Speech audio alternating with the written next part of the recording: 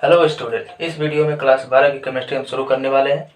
तो जितने भी बिहार बोर्ड, यूपी बोर्ड या जितने भी हिंदी मीडियम्स के बोर्ड्स हैं उसकी हम तैयारी शुरू करने वाले इस चैनल पर। तो फटाफट इस चैनल से जुड़ जाइए और चैनल को लाइक शेयर सब्सक्राइब कर दीजिए। और अगर हम पहला अध्याय इस वीडियो में चालू करेंगे ठोस अवस्था से, अध्याय 1 सॉलिड स्टेट। अगर आपको इसका नोट्स चाहिए तो नीचे लिंक दिया गया है डिस्क्रिप्शन में, वहाँ से आप जाके इस वीडियो का पूरा फुल नोट्स इसका दिया गया, वहाँ से आप इसको लिख सकते हैं, समझ सकते हैं। ठीक है, अभी मैं आपको समझाते चलता हूँ पूरा डिटेल वाइज एक एक करके टॉपिक। आज मैं शुरू करने वाला हूँ ठोस अवस्था।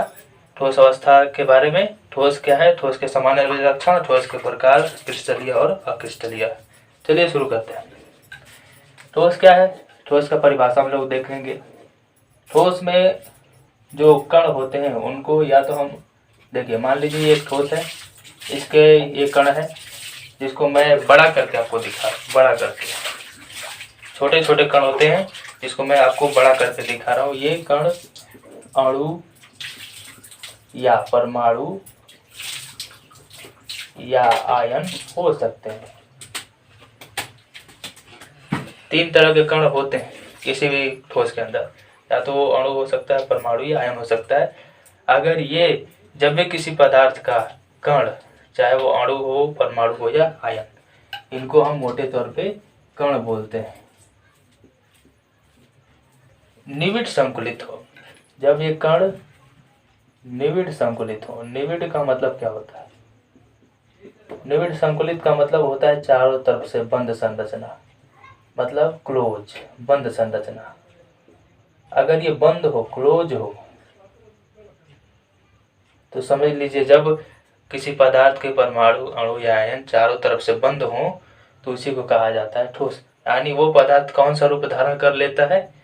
ठोस का रूप धारण कर लेता है। जैसा आप देख सकते हैं इसमें जो कण है चारों तरफ से बंद है, चारों तरफ से बंद संरचना बनाए, इस कारण से ये एक ठोसीय रूप है, ठोस रूप धारण कर लिया है।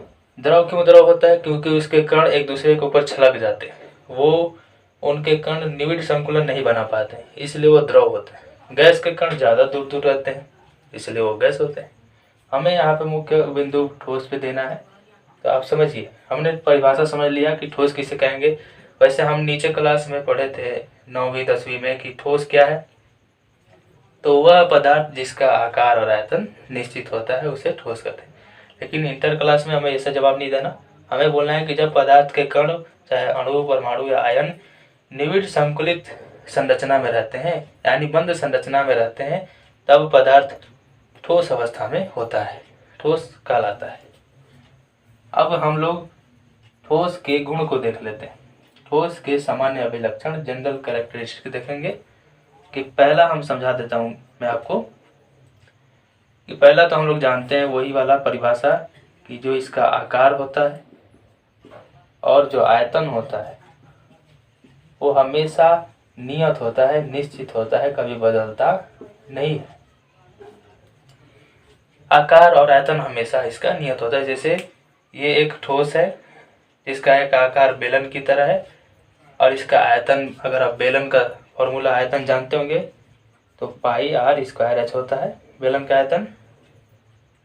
अब इसको आप कहीं भी ले जाइए, कहीं भी छोड़ दीजिए, पानी में फेंक दीजिए तब पर भी वही आकार रहेगा, 10 साल बाद भी इसे देखिएगा तब पर भी वही आकार रहेगा, ऊपर फेंक दीजिएगा तब पर भी वही आकार रहेगा। इसका आकार बदलने वाला नहीं है। ठोस में यही स्वभाव होता है कि उसका आकार और आयतन नहीं बदलता। लेकिन वही पानी है, आप उसको बाल्टी से निकाल के फेंक दीजिए तो उसका आकार बदल जाता है। गैस है, उसको गुब्बारे से निकाल दीजिए तो हवा में पूरा फैल जाएगा आसमान में, उसका आकार हवा पूरा आसमान की तरफ पकड़ना शुरू कर देगा। गुब्बारा में पानी है, पानी को अगर फर्श पे गिराइए तो फर्श का आकार पकड़ना शुरू कर देता है। इसीलिए वो द्रव और ठोस है। लेकिन ठोस में स्वभाव है कि उसका आकार और आयतन नहीं बदलता, पहला गुण। दूसरा गुण हम लोग देखेंगे कि जो इनके बीच अंतराणविक दूरियां हैं, यहाँ ये जो आप दिखाई दे रहा है आपको खाली स्थान, जिसको कहा जाता है, ये जो आप खाली स्थान देख रहे हैं इनको अंतराणविक, मैं यहाँ पे लिख देता हूँ अंतराणविक स्थान। अब अंतराणविक स्थान बहुत कम होते हैं, बहुत ज्यादा कम, अल्प बहुत कम होते हैं। अब इतने ज़्यादा कम होते हैं कि अब इनको और कम नहीं किया जा सकता। अब इतना ज़्यादा पास पास आ चुके रहते हैं कि इनके बीच खाली स्थान बहुत कम होता है। अब ऐसा क्यों होता है खाली स्थान कम? तो तीसरा इसका वही है कि अंतराणविक, एक और पॉइंट है आप समझ जाएंगे। इनके बीच एक बल लगा रहता है। दो कण अगर मैं इनको ले लूं तो इनके बीच एक बल लगा रहता है जिसको कहा जाता है अंतराणविक बल। ये बल इतना ज़्यादा मजबूत होते हैं ठोस में, बहुत मजबूत होते हैं, बहुत मजबूत होते हैं। अब ज़्यादा मजबूत होने के कारण ये कण एक दूसरे से दूर नहीं जा पाते, बहुत पास पास आ जाते। अब अंतराणविक बल बहुत ज़्यादा मजबूत होते हैं, इसलिए अंतराणविक स्थान भी बहुत कम होता है।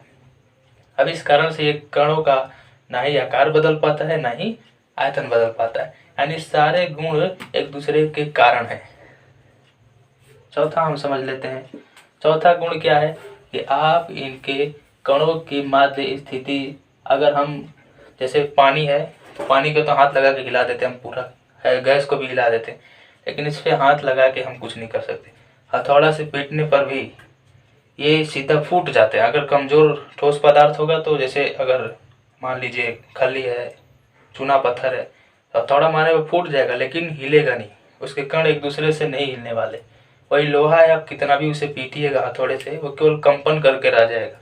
यानी जो ठोस के कण है, ठोस के कण है अपने माध्य स्थिति पर, अपने माध्य स्थिति पर क्या करते हैं, केवल कंपन करते हैं, बस कंपन कर सकते हैं और हम वहां से छोड़ कर नहीं जा सकते। पांचवा कि आप ठोस को दबा नहीं सकते, मतलब ये असंपीड्य है।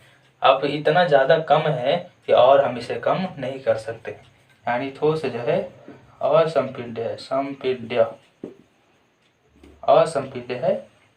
हाँ बस इतना कि ये ठोस असंपीड्य होता है। बहुत सारे गुण होंगे लेकिन इतना मेनली गुण है एनसीईआरटी का। तो आप समझ गए होंगे कि ठोस क्या है। गैसों में क्या खासियत होती है कि गैस संपीड्य होता है। जैसे आप गुब्बारा में हवा भर लीजिए, उसे दबाइए वो दब जाएगा, यानी कहीं ना कहीं उसके कणों के बीच बहुत ज़्यादा खाली स्थान है जो और दब सकता है, लेकिन ठोस नहीं दब सकता। द्रव भी ठोस से थोड़ा कम ही दबता है, लेकिन वो भी लगभग दब ही जाता है। अब हम लोग ठोस के प्रकार पढ़ेंगे, क्रिस्टलीय और अक्रिस्टलीय। तो चलिए अब उसके बारे में जान लेते हैं।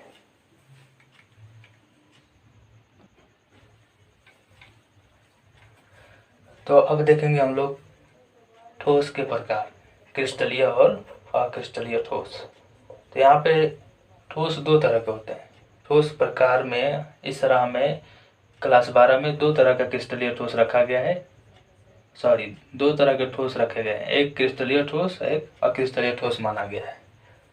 अब क्रिस्टलीय ठोस क्या होता है, अक्रिस्टलीय ठोस क्या होता है? तो देखा गया कि ठोस दो तरह के प्रकृति रखते हैं। एक ठोस ऐसा है इसमें कणों की सजावट निश्चित है, यानी क्रिस्टलीय ठोस में कणों की सजावट जो होती है, जो कण होते हैं उनकी सजावट नियमित होती है। सजावट तुम साथ साथ चलते हैं इसमें। अक्रिस्टलीय में क्या देखा गया कि इनके कणों की सजावट अनियमित होती है। जो कण होते हैं वो अनियमित तरीके से सजे रहते हैं, अनियमित। यहाँ पे देख भी सकते हैं आप कि मैं यहाँ पे लिया हूँ, इसमें प्रत्येक कण एक निश्चित दूरी से सटे हुए हैं। और यहाँ पे कहीं छोटा है तो कहीं बड़ा है, तो कहीं ढेर बड़ा है तो कहीं ज़्यादा छोटा हो गया है, कहीं ज़्यादा खाली स्थान है तो कहीं कम खाली स्थान है, लेकिन यहाँ पे सभी जगह खाली स्थान सभी में बराबर है।